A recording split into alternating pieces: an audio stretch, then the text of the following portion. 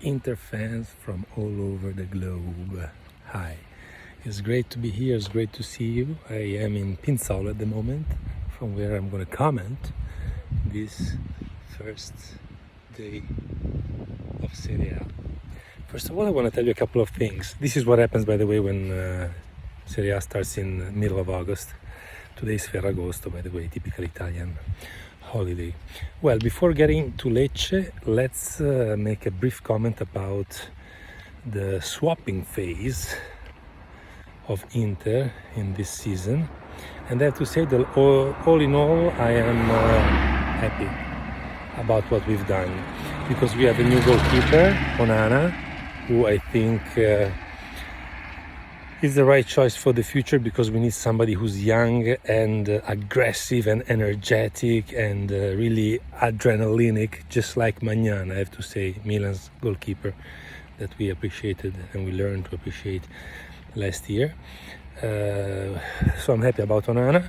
I hope he will do as well. Then we, defense-wise, it's actually the only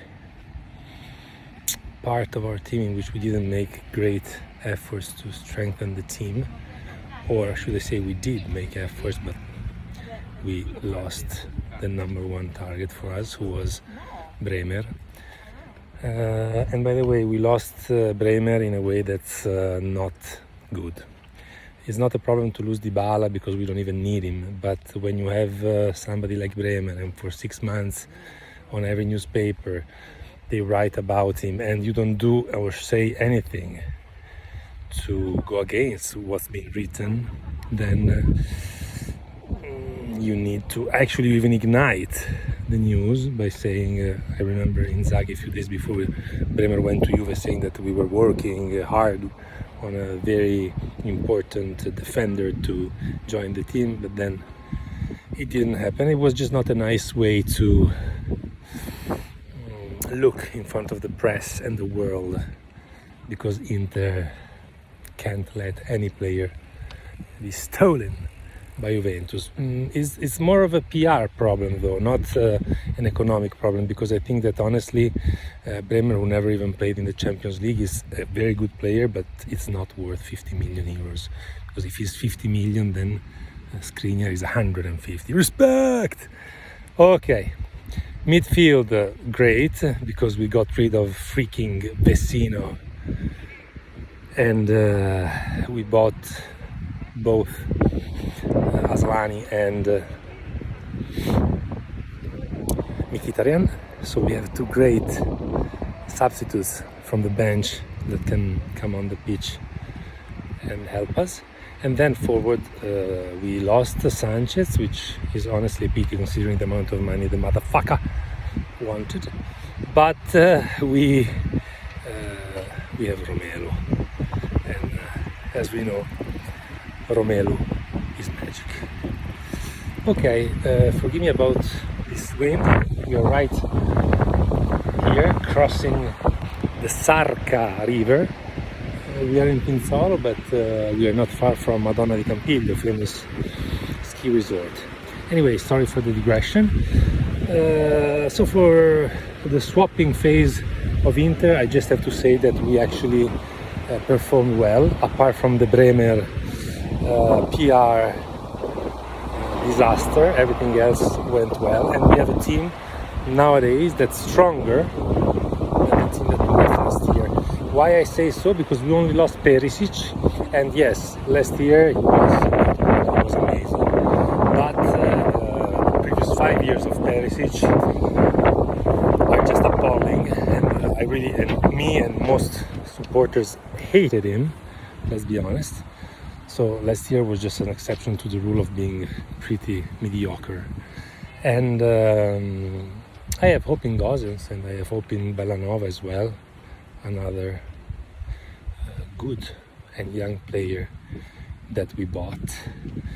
And coming to Lecce-Inter, first of all I have to say that I'm pretty proud of Inzaghi, because it looks like he's growing some balls. After 20 years at Lazio, being basically the doormat of Lotito, And after 1 year at Inter, in which basically he swallowed not only Hakimi leaving, but even Lukaku, this year he's been giving a couple of statements that surprised me. Oh, by the way, look at this. This is Bob the Train. My son Leonardo, who is 1 year old, loves to see this train going around town all day long. Sorry again about the digression. So, yeah, he said that, for example, while everybody's talking about other teams buying players on the press, they always talk about Inter selling players, and this is not right, it's not fair, and the team has and will remain as it is now. So, kind of implying that Skriniar will not leave.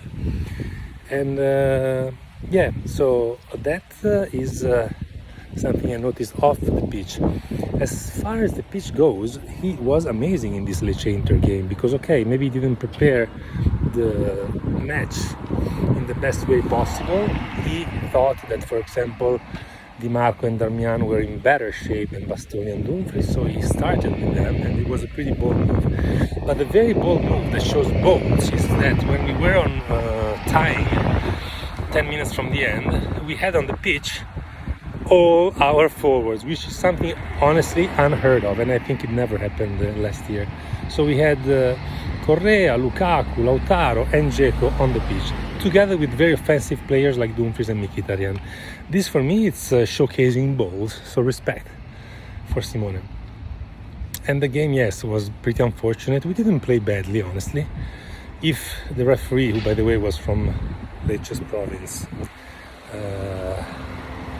sends off Lecce's player in the middle of the first half for that horrendous foul on Lautaro, you know, there would have been no match. But anyway, Inter should have scored the second goal much earlier than when it did.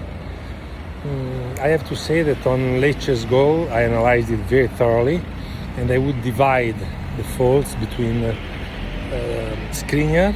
I give him most responsibility because he lost the ball in the first place and then he didn't recover properly. Second, Brozovic, because he was aligned with Lecce's player who then scored and he just didn't keep up with him. And also the Vrij, because in general he's just not giving me that granitic impression that he used to give me last year. No, actually last year no, because we lost the championship because of him and his very weak defending on Giroud at the derby. Anyway, it's a good victory. Of course, we were lucky in winning.